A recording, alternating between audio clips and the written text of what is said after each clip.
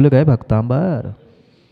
जो एक बार खारे पानी के पास जाता है वह फिर भी भूला भटका कभी मीठे की खोज में पहुंच सकता है, पर जिसको एक बार मीठा पानी मिल ही गया है वह क्यों दूसरे की खोज करे? मुझे आप जैसा निर्विकारी वीतरागी प्रभु परमात्मा देव देवादिदेव आप तो सब कुछ मिल गया है, अब मैं दूसरे की शरण नहीं खोज रहा हूँ।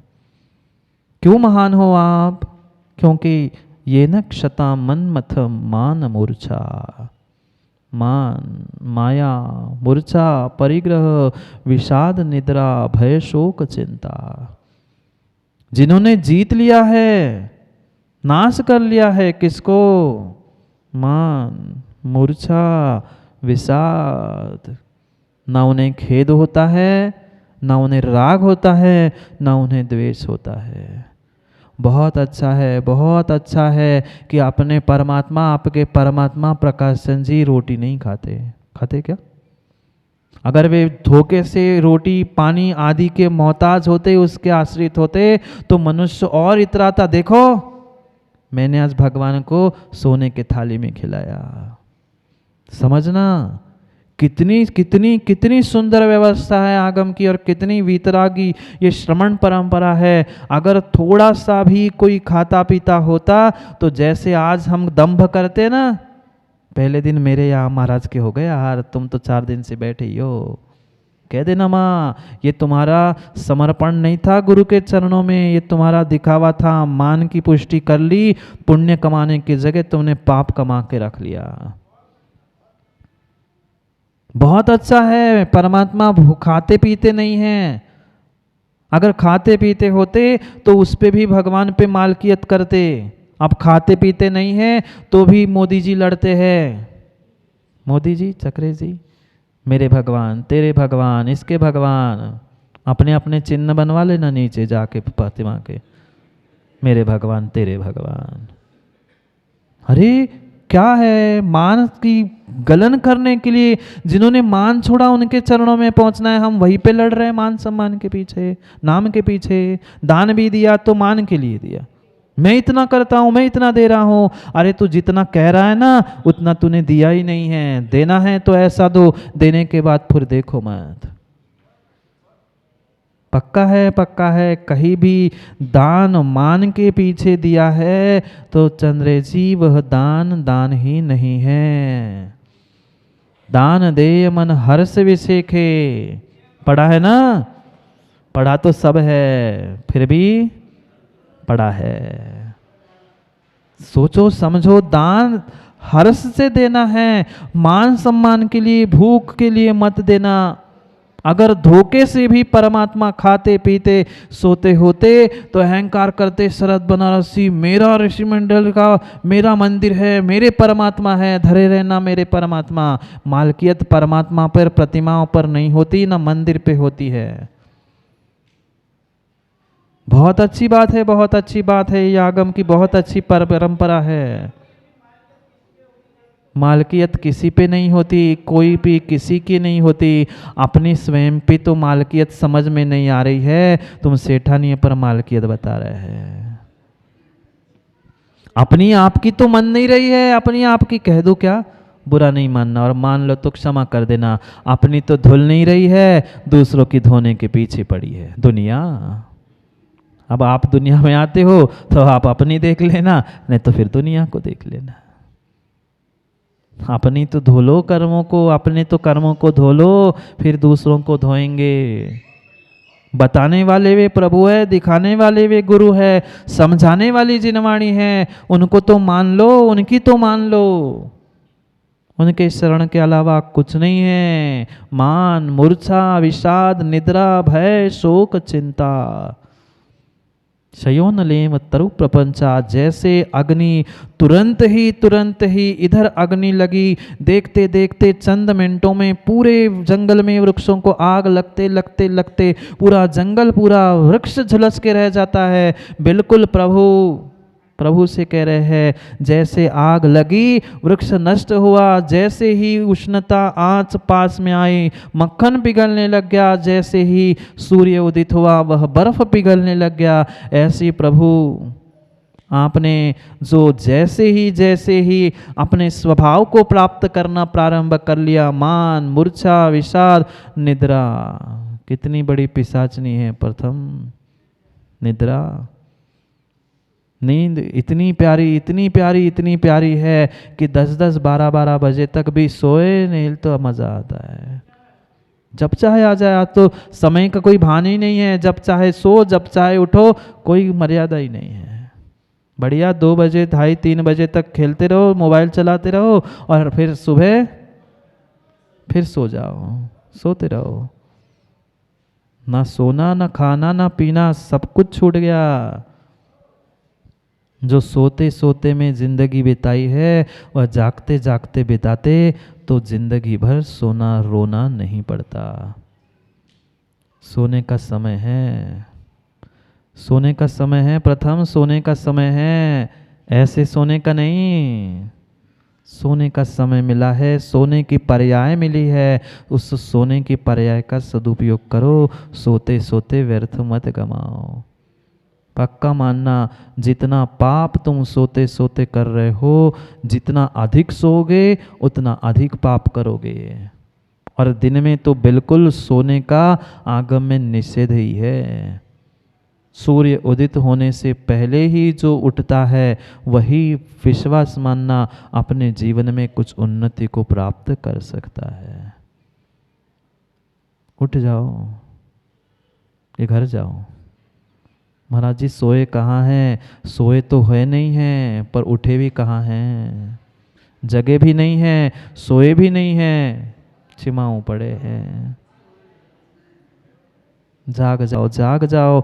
इन कसायों से ऊपर उठने का प्रयास करो। प्रभु आप इन सबसे उठ गए हो। ना मान बची, ना माया बची, ना लोभ, ना क्रोध, कोई भी प्रकार की कसाय नहीं है। ना किसी से डर है, ना कोई हमें दुख है, विषाद है कि ऐसा क्यों हुआ, ऐसा क्यों नहीं हुआ, इसने क्यों किया, इसने क्यों नहीं किया। ऐसा किसी भी प्रकार का आपको विषाद नहीं है। माँ तनक तनक सी बातों में हमें विषाद होता है। थोड़ी सी आपकी मन की बात नहीं हुई, मैं ही करता रहूं क्या? मैं ही चौका लगाऊं, बाकी कोई घर में होता ही नहीं है। नगर में कोई साधु आए, पहले नंबर मेरा। अरे भाई कितना बड़ा सौभाग्य था तुम्हारा, अहो भाग्य था तुम्हारा कि तुम्हें निर्ग्रंथ जो बनने वाले सिद्ध थे उनके हाथ पर ग्रास रखने मिल रहा था, दान देने मिल रहा था, वही तुम लड़ पड़े। नहीं मैं क्यों लगाऊं, कभी तुम भी तो लगाओ। क्या है? विषाद मत करो, खेद मत करो, न शोक करो, न भय से भयभीत हो जाओ, न चिंता में डूबो। प्रभु आपने तो इन सबको छोड़ दिया, मैं कैसे छोड़ूं? मुझे बस उतना बता दो, बस उतना मार्गदर्शन करो, इसलिए आपके चरणों में आया हूँ। बहुत पुरानी घटना है, समय हो रहा है पर सुनना।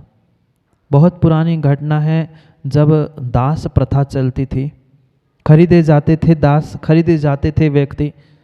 एक ऐसी ही कुछ घटना उस समय की, पुराने काल की, जब दास खरीदे जाते थे, व्यक्ति खरीदे जाते थे। बाजार लगा था, दास बिक रहे थे। खड़ा था एक दास, एक सेठ जी ने उस दास को, उस व्यक्ति को खरीद लिया और खरीद कर वह बाकी कुछ काम के लिए और कुछ सामग्री खरीदने के लिए सेठ जी गए। इतने में एक सन्यासी, एक बाबा जी, तपस्वी जी पहुँचे। ज्ञानी थे, विद्वान थे, तपस्वी थे। 50 वर्ष हो गए थे वे साधना करते करते। उन्होंने अचानक उस बाजार में उस दिन देखा कि ये आदमी बिक रहे हैं, पूछ के आऊँ क्या कैसा होता है, देख आऊँ। जो गुलाम बिक गया था, जो व्यक्ति बिक गया था, उसके पास वह बाबा जी पहुँचे। उन्होंने पूछा कि भाई कहाँ जा रहे तुम? वो कहता है पता नहीं, जहाँ मालिक ले जाए। कितने पैसों में? पता नहीं, जितने पैसे दे। पुनः उस बाबा जी ने पूछा क्या खाओगे? उसने कहा जो मालिक देगा। क्या पहनोगे? पुनः उसने उत्तर दिया जो मालिक देगा। कैसे रहोगे? क्या पहनोगे? उसने कहा जो मालिक देगा। वो कहते कैसे तुम मूर्ख हो, मैं पूछ रहा हूँ, कुछ तो किसी का तो उत्तर दो। वो कहता है कैसे उत्तर दूँ, मैंने तो अपने जीवन को, अपने सर्वस्व को उस मालिक के हवाले कर दिया, उसके उसके यहाँ मैंने अपने आप को समर्पित कर दिया। अब वही मेरे लिए शरण है। वो जो खिलाएगा, जो पिलाएगा, जो करेगा, जो कहेगा, मैं तो वही करूँगा। जैसी वो बात उसने सुनी, वही सुनते सुनते ही उस तपस्वी के आंखों से पानी बहने लग गया, रोने लग गया। वो तपस्वी भी वो सोचता है ये क्या है, ये भी इंसान है, मैं भी इंसान हूँ, मैं 50 वर्ष से तपस्या कर रहा हूँ, परमात्मा की सेवा कर रहा हूँ, गुरु बन के बैठा हूँ, गुरु की भी सेवा कर रहा हूँ, पर इस बेचारे गुलाम का समर्पण देखो और मेरा समर्पण देखो। इससे कुछ भी पूछो उसका एक ही उत्तर है, जो मालिक करेगा, जो मालिक कहेगा, जो मालिक खिलाएगा। और मैं इसी दंभ में, इसी अहंकार में आज तक जी रहा हूं कि मैं 50 वर्ष का दीक्षित हूं, मैं इतना तपस्या कर रहा हूं, मैं ऐसा कर रहा हूं। आंखों से पानी बहते बहते बहते इतना पानी बह गया, इतना पानी बह गया कि उस पानी ने नहीं, उसके भीतर के परिणामों ने ही निर्णय करा दिया। एक सामान्य गुलाम का अपने मालिक के प्रति इतना इतना इतना समर्पण है, तो मेरा अपने प्रभु के प्रति, अपने धर्म के प्रति कितना समर्पण होना चाहिए, ये निर्णय मुझे स्वयं को करना है। क्या ऐसा अमन हमारा परमात्मा गुरु के प्रति समर्पण है? नहीं। हम उनसे बहस करते, नहीं महाराज जी ऐसा नहीं, ऐसा करना चाहिए आपको, आपको क्या पता, हम 50 वर्षों से संभाल रहे हैं, हम इतने ग्रंथों को लिख चुके हैं, चंद्र जी इतना पढ़ चुके हैं, ऐसा नहीं, ऐसा करना चाहिए। नहीं भाई, तरीका ढंग सीखना है, ना परमात्मा बदलना है, ना गुरु, ना जिनवाणी, बदलो कुछ मत, मात्र अपना ढंग, अपनी सोच, अपने विचारों को बदलो, तो जीवन बदलेगा, अन्यथा बदलने वाला नहीं है। नहीं है। आज तक जो मैं मस्तिष्क के द्वारा शरण जाता रहा, अब हृदय से प्रभु के चरणों में शरण जा रहा हूँ। बहुत गहरी बात कह रहे हैं, क्योंकि जो जैसा होता है, याद है क्या, जो जैसा होता है वो वही देता है। टमाटर की दुकान में या कुंजड़े के पास, याद नहीं, कुछ दिनों के बाद कुंजड़े की दुकान में जाकर सोना नहीं मिलेगा, और सोनार की दुकान में, सराफे की दुकान में टमाटर नहीं मिलेगा। नहीं मिलता, नहीं मिलता, किंचित भी नहीं मिलेगा तुम्हें। वहाँ टमाटर, काजू वगैरह भी आजकल वो चढ़ाने वाले आने लग गए, वे भी तुम्हें नकली, चांदी सोने के नकली मिल जाएंगे, उससे स्वाद नहीं आएगा, नहीं मिलेगा। मॉल की बात नहीं कर रहे, मॉल में भी टमाटर सब्जी तो मिलेगी, पर सोने चांदी की दुकान के लिए सराफे की दुकान में जाना पड़ेगा। सराफे का काउंटर अलग होता है और टमाटर का काउंटर अलग होता है। कुंजड़े के काउंटर पर जाकर तुम्हें सोने का तोल मोल नहीं होता। अगर तुम्हें सोना चाहिए तो सोने की सराफे की दुकान में ही जाना पड़ेगा। तुम्हें परमात्मा बनना है तो परमात्मा जैसा है, मान माया मार्छर आदि से रहित, वैसे तुम्हें बन के जाना पड़ेगा, तभी बन पाओगे।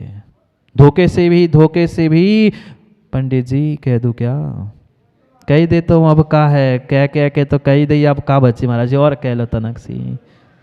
तुम फटे कपड़े पहनकर किसी सराफे की दुकान में चले जाना, और भले ही तुम अपने पास वो कार्ड लेके लाखों रुपए साथ में लेके भी चले जाना, पर फटे कपड़े पहनकर उसकी देहरी से एक कदम आके रख के बताना, बाहर का नौकर ही भगा देगा, यहाँ नहीं है काम, बाहर उतर जाओ। भले ही तुम्हारे जेब में लाखों करोड़ों होंगे, पर तुम्हारा भेष, तुम्हारा वस्त्र अगर फटे हैं, पुराने कहीं फटे कटे कपड़े पहन के जाओगे ना, तो वह सराफा का दुकान में भी तुम्हें प्रवेश करने नहीं देगा। क्यों?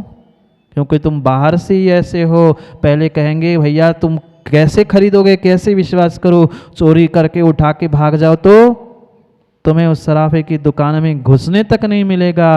फिर परमात्मा के दर पर तुम मान कषाय से, कभी मच्छर से, कभी ईर्ष्या से फटे हुए पहुंच रहे हो, परमात्मा भी कहेगा भाग, शरण चाहिए तो पहले अच्छे कपड़े पहन के आ जा, तब मैं तुम्हें भीतर के परमात्मा रूपी सोना दे पाऊंगा, नहीं तो तुम टमाटर खरीद लो कुंजड़े के पास जाके। पढ़े लिखे तो थे, पर पढ़े लिखे होने के साथ साथ कुछ अनुभव भी होता है, उसे प्राप्त करने के लिए भी उसके पास कुछ महीने रखना पड़ता है। क्यों माँ, रोटी बनाते हो आप लोग?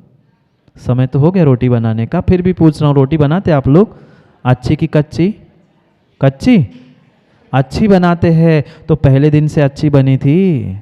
जो माँ अच्छी बना रही थी उस माँ के साथ साथ बनाते बनाते देखते देखते आपने रोटी गोल अच्छी बनाना सीख ली थी। फिर हमें भी अगर परमात्मा बनना है तो उत्तम चंद जी जो परमात्मा बन चुके हैं और परमात्मा बनने की मार्ग पर चल रहे हैं, उनके पास रहकर प्रशिक्षण लेना होगा, उनकी शरण में जाना होगा, तो ही हम गुरु या परमात्मा बन सकते हैं, अन्यथा बनने वाले नहीं है। जाओ माता, रोटी परमात्मा बनने का समय हो गया।